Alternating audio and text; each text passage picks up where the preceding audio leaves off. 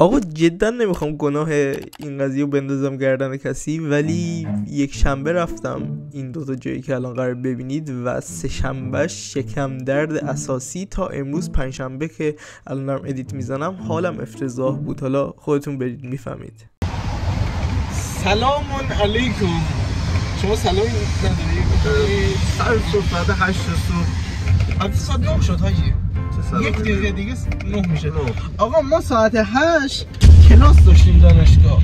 من ساعت 8 و 5 دقیقه بودم پیش آریا که با هم دیگه بریم. ما معمولا دیر میشه میگیم املت رو بریم بزنیم، پس کلاس کنسله. 5 دقیقه دیر میشه چون معمولا یه نیم ساعت هم راه داریم تا خود دانشگاه. خب انم خب ما جایی که بریم اسمش از ایزا. ما این ایزا خیلی حال میکنیم، خیلی املتاش هم خفنه. جای دیگه هم اونقدر مثل اون خوب در نمیاد بده.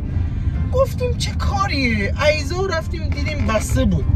فهمیدیم 2 هفته الان پشت سر هم داریم میریم اینجوری اسکم داریم میشیم و این مدلیه که وقتی که اون بسته بود گفتیم چه گویی بخوریم. هفته پیشم شنبه آره دقیقاً شنبه ها بسته است. و اینجور شد که من یه دفعه گفتم آریا بریم گرگان املت بخوریم. متاسفانه آریا گفت نه.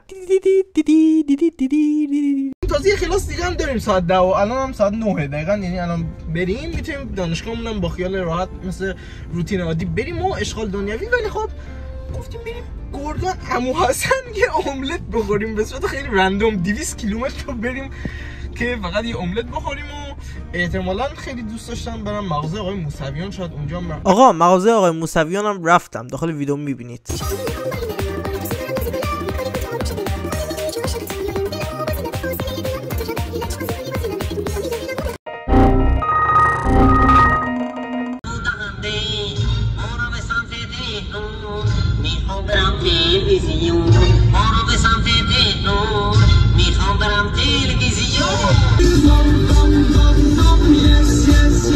که برسه به دادم دلمو به یکی دادم از قومای رازگاره عشق نمید یه با گرگان رسیدیم. عزیز حست چیه داریم برای بار دوم میریم عمو حسین. گشتم خیلی حاجی من هم همینطور از صبح ما املت میخواستیم ولی بهمون نرسید.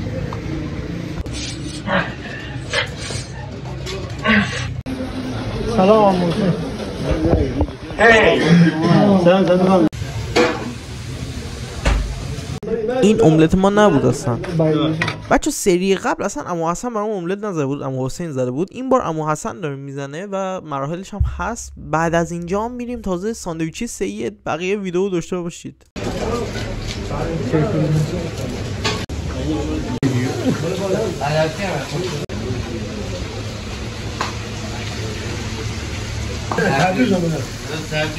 از تبریز اومدین؟ آره. از مشهد از همه بیشتر میاد. تهران خیلی میاد. اصفهان تکیچک میاد. یزد کاشان میاد. شیراز خیلی میاد. بوشهر میاد. بوشهر خیلی دوره.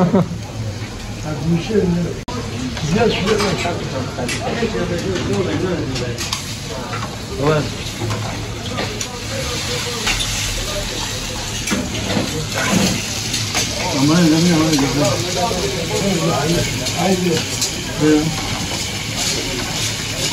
سلام.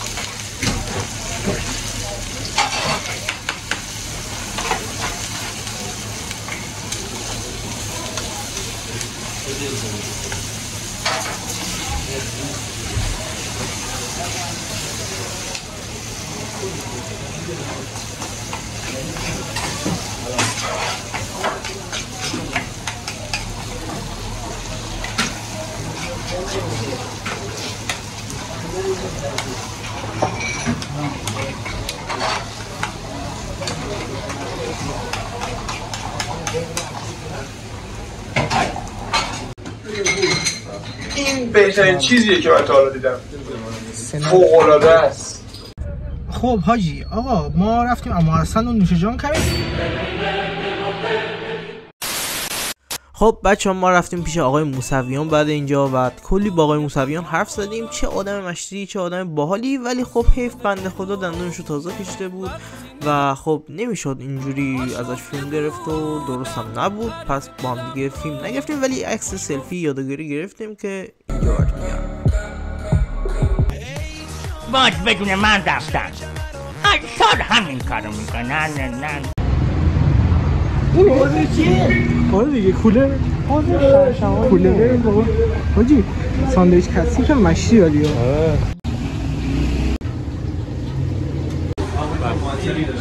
ما منتظر این که تازه آماده بشه ما فعلا که وایسادیم نمیشه خیلی اینجا ویدیو گرفتش اگر صدام قشنگ برسه بعد میدونم صدات قشنگ بیاد ولی خب قیمتش هم زیاد. بچه ها اینجا دستمو تکیه دادم به دیوار و ببینید چه بلایی به سرم اومد و این همون چیزیه که میگن ساندویچ کثیف.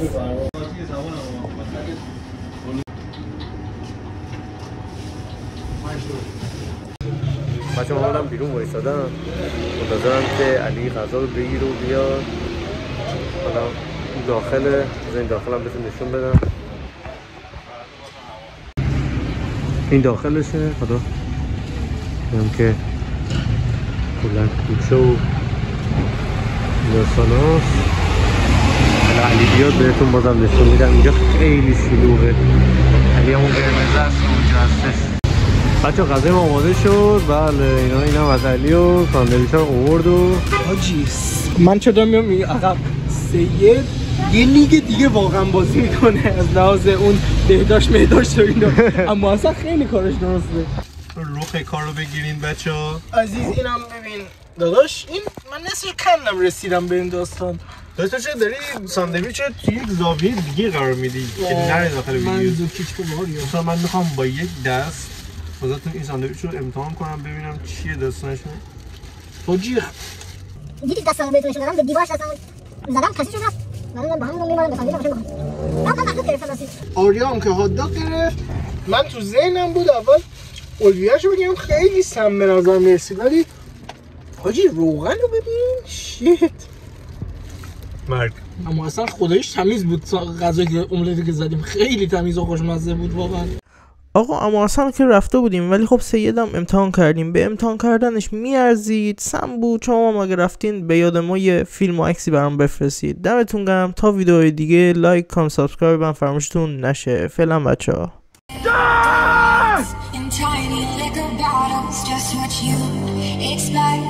Inside her new Balenciaga turn dreams into an empire, self-made success. Now she rolls with Rockefeller.